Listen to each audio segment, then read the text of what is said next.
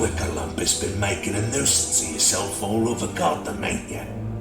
Well, now you're in Big Bill Dust's territory, interfering with my amiable Cock Robbins. You're bad for business. Bad all round. Too bad for you.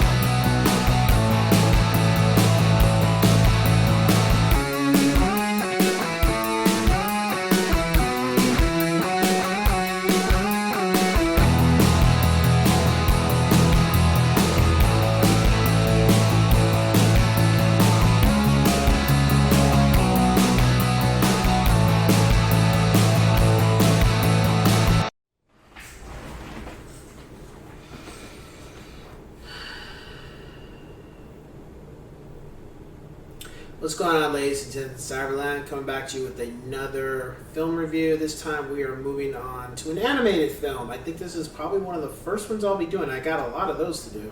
So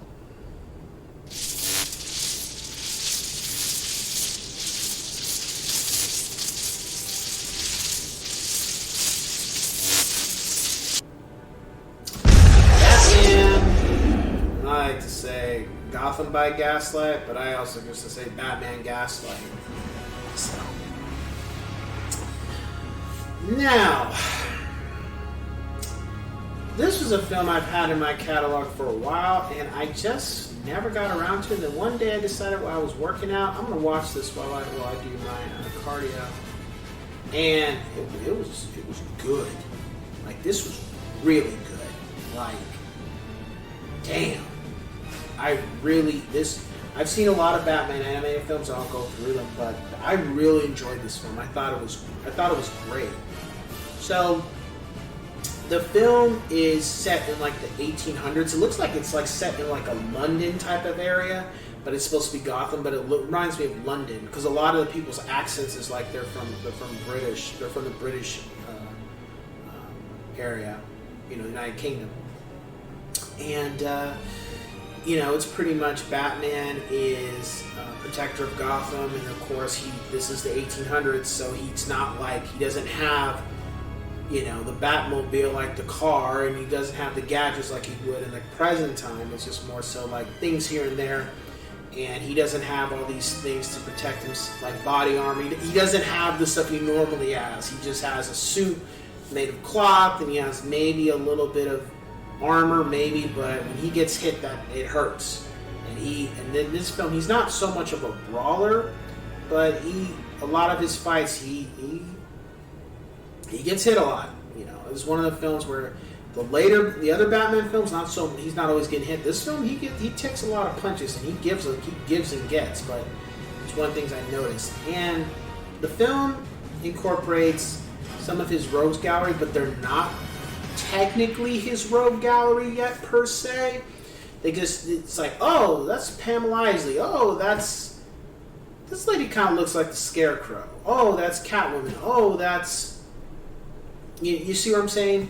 That there's certain elements they give. Nobody's walking around like the Joker, or nobody's walking around like Catwoman. They just have a name, and they have kind of a persona of the character per se.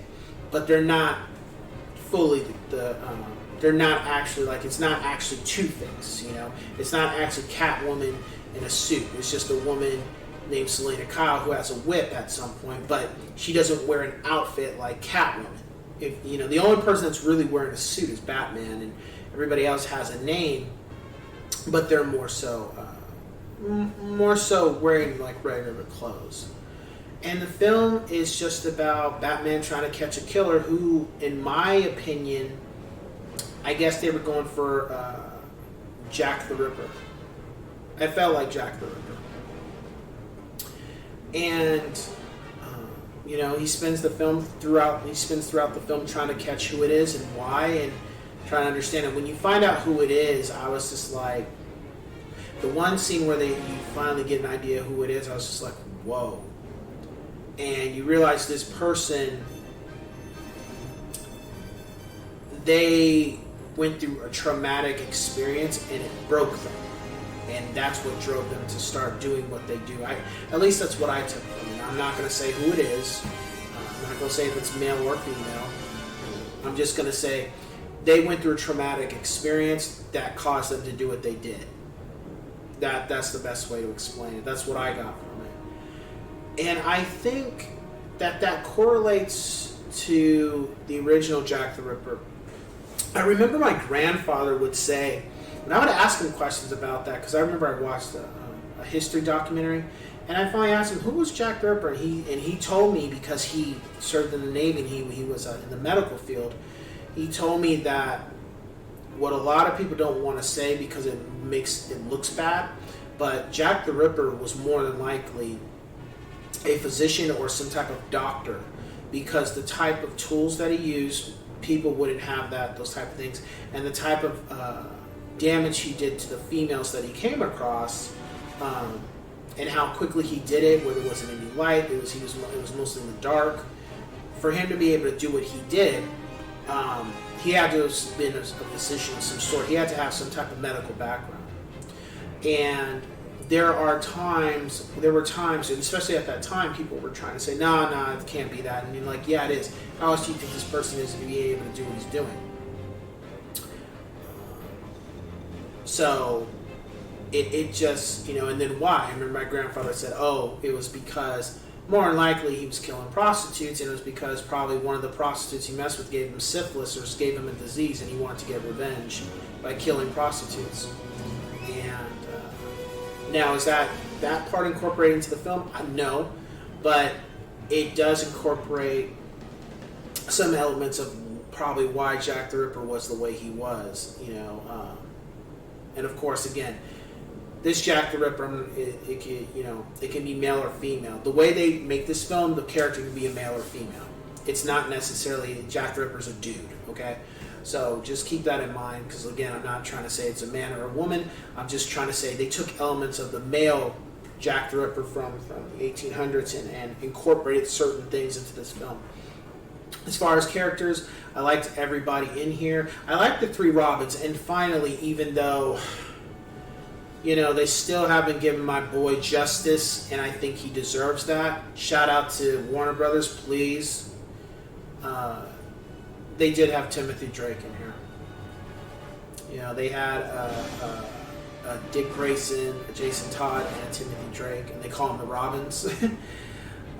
And it's one of the few times where you saw him, but and their characters, their persona kind of fit who the characters are in the comics and such. That was cool, because and as I keep going into Batman reviews, I'm gonna call that out. Is that you guys have not given my boy Timothy Drake any justice. If you have not treated him right, you've done Jason Todd already, you've done Dick.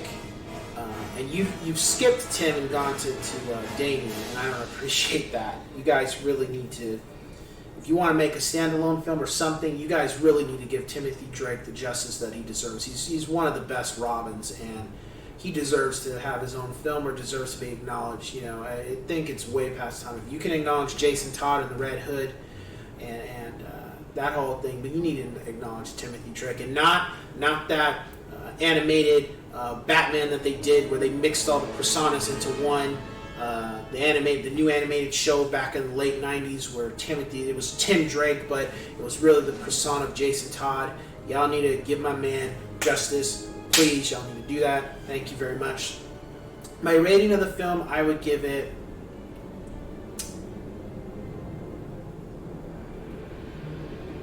It's not a 5. I give it a 4.5 because I really enjoyed it. I don't think it's Mask of the Phantasm worthy.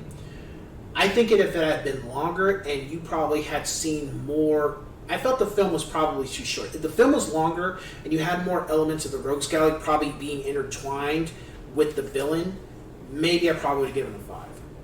I felt the film was just a little tad too short. But then again, maybe Mask of the Phantasm is about the same length. I don't know. I gotta go back and watch that again. So, if you like the animated Batman films, check this out. It's entertaining. It's pretty good, and it's a different take on how would Batman be in this time frame. I thought that was cool. Just Gotham and the Batcave and Alfred and his getaway vehicle and, just all those things. So, get a chance, check it out. And with that being said, I will catch you guys on the next one. Take care.